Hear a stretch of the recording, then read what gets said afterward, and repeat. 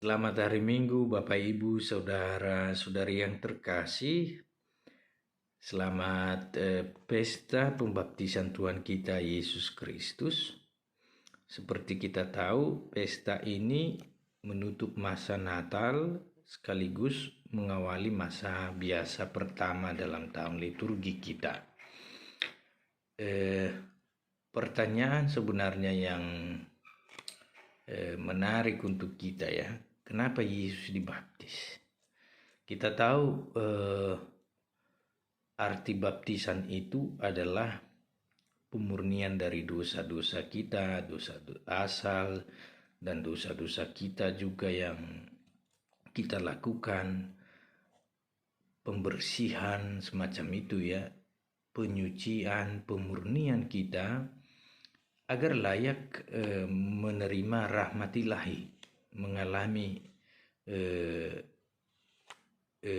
kehidupan ilahi itu. Nah, kita tahu Yesus sendiri adalah Tuhan. Dan dalam arti itu dia tidak membutuhkan pemurnian apapun, penyucian apapun, karena dia adalah suci, dia murni. Nah, maka memang Yesus tidak membutuhkan baptisan seperti yang kita terima ya. Tetapi itu adalah tanda kerendah hatian Tuhan untuk juga mengalami apa yang kita alami. Betul ya, jadi ini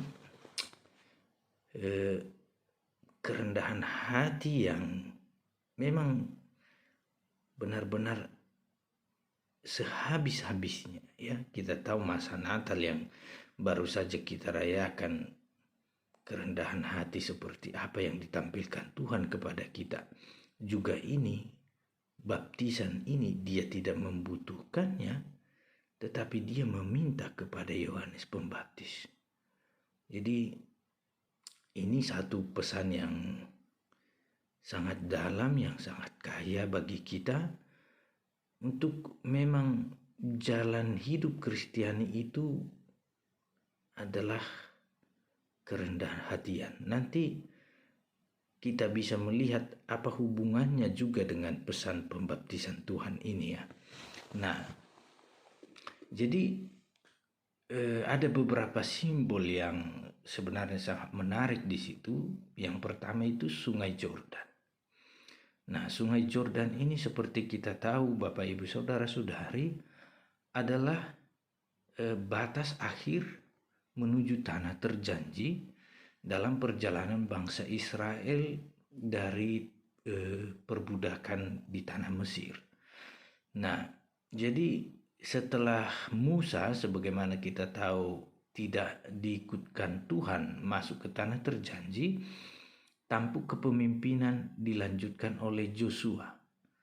Nah, Joshua itu sama artinya dengan nama Yesus ya. Nah, jadi ada makna juga di situ bahwa Yesus juga adalah tokoh yang melanjutkan tampuk kepemimpinan Musa ini untuk membawa umat Israel yang baru, yakni kita semua, menuju tanah terjanji, tanah yang dijanjikan Tuhan, tanah keselamatan kita, tanah surgawi. Nah, jadi maksudnya juga Yesus inilah yang membawa kita kepada kepenuhan hidup.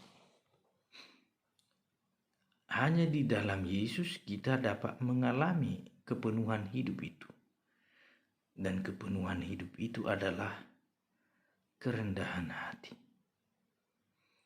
Nah, jadi tidak hanya sampai di situ, seperti kita dengarkan dalam Injil itu ketika Yohanes Pembaptis membaptis Yesus, langit terbuka, turunlah Roh Kudus dalam rupa merpati, dan terdengarlah suara Allah, kaulah anak yang kukasihi dan kepadamulah aku berkenan. Nah, tidak hanya sampai di situ, tadi kita katakan bahwa Yesuslah kepenuhan hidup kita, dan kepenuhan hidup itu ialah kerendahan hati,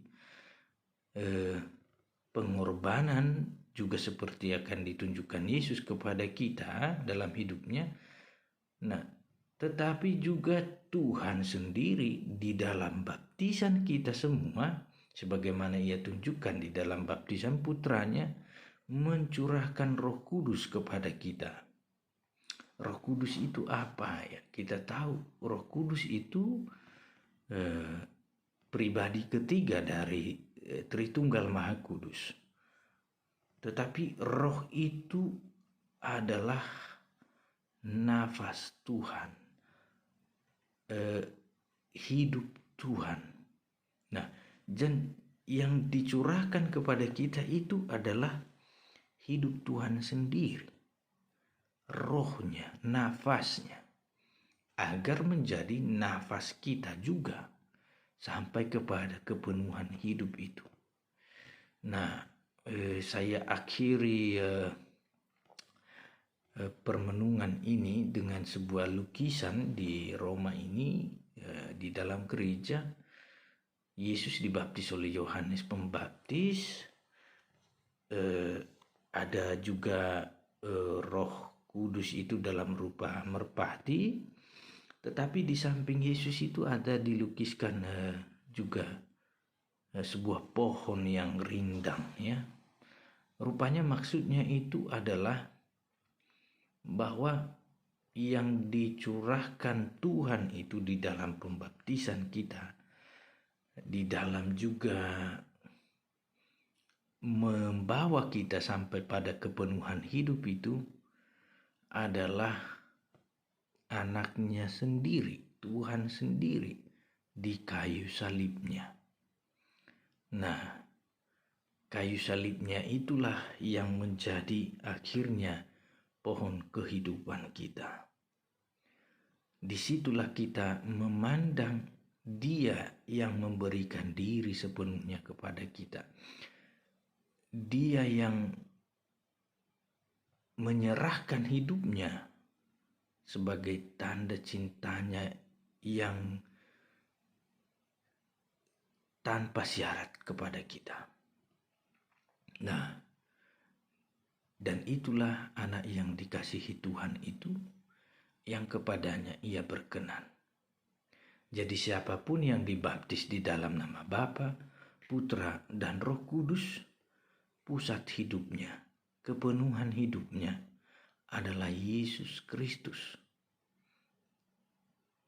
Dan siapapun yang memang pusat hidupnya adalah Dia juga adalah anak yang dikasihi Tuhan, yang kepadanya Ia berkenan. Tuhan memberkati. Pace Ebene.